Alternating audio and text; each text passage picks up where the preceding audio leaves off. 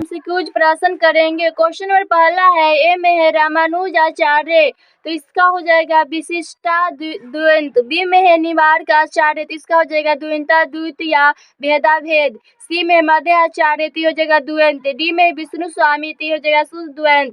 Question number 2 है, भक्ति के आंदोलन के प्रारंभिक प्रतिपादक थे, तो हो जाएगा रामानुजाचार्य। क्वेश्चन नंबर 3 है, भक्ति आंदोलन को दक्षिण भारत से लेकर उत्तर भारत तक प्रचारित करने का श्रेय किसे दिया जाता है, तो रामानंद को। महाराष्ट्र में भक्ति संप्रदाय निम्नलिखित में से किसकी शिक्षाओं द्वारा फैला था, तो हो जाएगा संत ज्ञानेश्वर के द्वारा।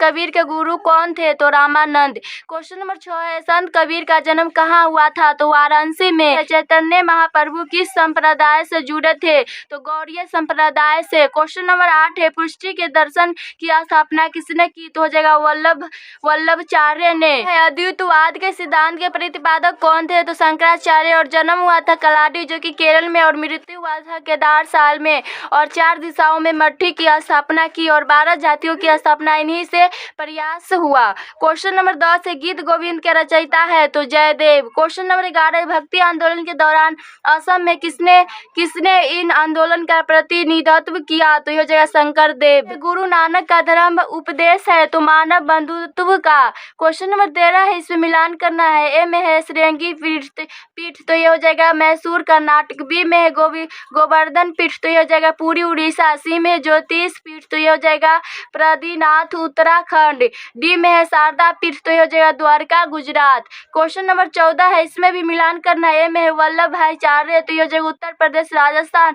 बी में चैतन्य महाप्रभु, तो ये है बंगाल में। सी में मीराबाई, ये हो राजस्थान में। डी में है नामदेव, तो ये हो जाएगा महाराष्ट्र में। ए में है मीराबाई, तो मीराबाई हो जाएगा हिंदी भाषा का था। बी में है त्यागराज, तो त्यागराज हो जाएगा तेलुगु का। सी में है चंडीदास, तो चंडीदास हो जाएगा बांग्ला भाषा का था। और डी में है पुरंदरदास, तो ये हो जाएगा कन्नड़ भाषा का।